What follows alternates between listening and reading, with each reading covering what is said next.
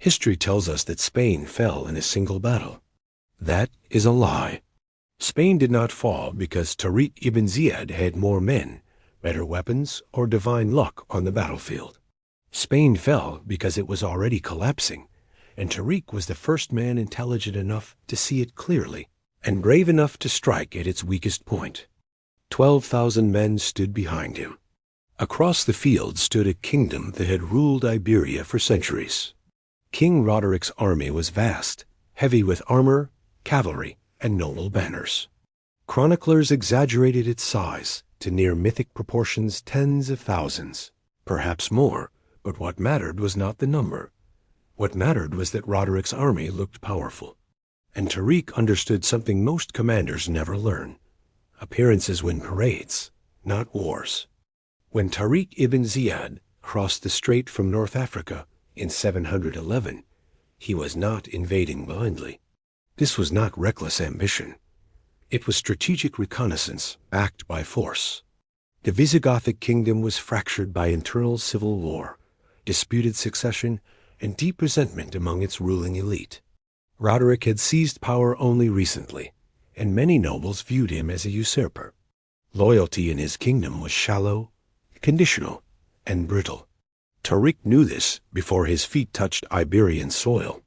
From the moment he landed, Tariq acted like a man who understood he could not afford mistakes. Every decision had to compensate for being outnumbered. Every movement had to extract maximum advantage from limited resources. He did not rush inland. He did not scatter his forces. He chose terrain deliberately ground that restricted cavalry, narrowed movement, and forced the enemy to fight on his terms. This alone was a strategic victory. Roderic's strength lay in heavy cavalry and massed formations. On open ground, Tariq's army would have been crushed. But Tariq did not give him open ground. He anchored his forces near hills and waterways, creating a battlefield where numbers could not deploy effectively and momentum could not build. When Roderic finally arrived, he came with confidence bordering on arrogance. Kings accustomed to command often mistake obedience for loyalty. His army marched as if victory was inevitable. Against 12,000 men, it seemed obvious. But armies do not fight as numbers on parchment. They fight as human beings. Tariq's men were unified. Most were Berbers fighters hardened by years of frontier warfare, accustomed to discipline, mobility, and cohesion. They had one commander, one objective, one line of command. Roderic's army, by contrast, was a political coalition held together by convenience. Rival nobles commanded separate contingents. Some resented Roderic. Others waited for him to fail. Many soldiers were conscripts with little reason to die for a king they barely recognized as legitimate. Tariq, ¿qué? When the battle began near the Guadalete River, Tariq did not attempt heroics. He did not charge recklessly. He did not seek immediate glory. He allowed the Visigoths to advance, absorbing their pressure with disciplined defensive formations. His center held firm, shields locked, ranks tight, refusing to break or pursue. This frustrated Roderic's commanders. They expected panic. They expected collapse. Instead, they met resistance that bent but did not shatter. As the hours passed, Visigothic troops were pushed forward repeatedly, exhausting themselves against an enemy that refused to yield ground. And this was exactly what Tariq wanted. As Roderic committed more forces to the attack, his army stretched wider and thinner. Command and control deteriorated. Units lost contact with one another. Orders took longer to arrive, if they arrived at all. The battlefield became noisy, chaotic, and confused. Then Tariq moved. He did not attack the strongest units. He attacked the weakest seams, the flanks manned by unreliable factions, rival nobles, and poorly motivated troops. His wings moved with speed and precision, striking suddenly, then withdrawing, creating confusion rather than committing to prolonged engagement. Some Visigothic units collapsed under pressure. Others hesitated. A few reportedly defected outright or withdrew deliberately, choosing survival over loyalty to a contested king. What began as a numerical advantage became a structural weakness. Large armies require discipline to function. When discipline fails, size becomes a liability. Soldiers block one another. Cavalry cannot maneuver. Infantry formations dissolve into panic. Orders are replaced by rumor. Tariq watched this happen in real time.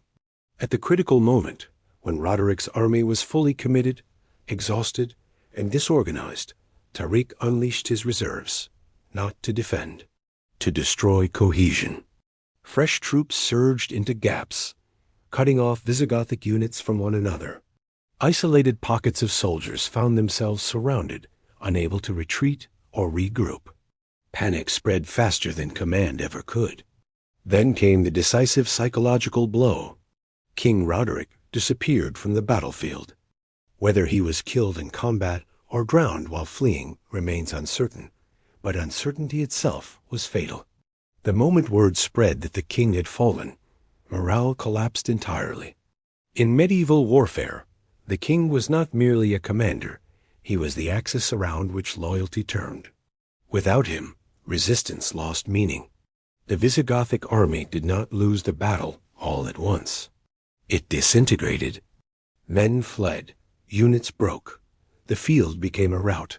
What had arrived as an army left as scattered survivors, each more concerned with escape than resistance.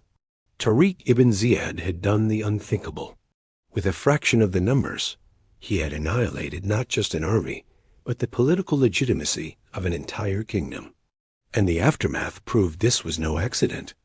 With Roderic gone, Visigothic Spain collapsed almost instantly. There was no unified resistance, no coordinated counterattack. Cities opened their gates rather than fight. Nobles negotiated rather than bled. Garrisons surrendered without battle. This is what happens when a state is hollowed out before the war even begins. Within a few years, nearly the entirety of Iberia came under Muslim rule, not because Tariq marched endlessly from city to city in brutal conquest, but because the backbone of resistance had already snapped. The battle at Guadalete was not merely a military victory. It was systemic collapse triggered by precise force. Tariq ibn Ziyad's genius was not aggression. It was restraint. He fought only where it mattered. He struck only when conditions favored him. He understood morale as a weapon, terrain as an ally. Timing is the most lethal force on the battlefield. This is why his victory still matters. Al-Andalus would become one of the most remarkable civilizations in medieval history, a land of scholars, architects, physicians, philosophers, and poets. Libraries flourished where fortresses once stood. Knowledge flowed between cultures instead of being buried beneath ruins. And it all began with a commander who refused to believe that numbers decide history. Tariq ibn Ziyad crossed into Spain as an underdog facing annihilation. He left as the man who dismantled a kingdom using intelligence instead of arrogance. Empires do not fall when they meet equals. They fall when they are exposed. And Tariq ibn Ziyad exposed Spain at the exact moment it was weakest and struck with precision. That history still struggles to comprehend.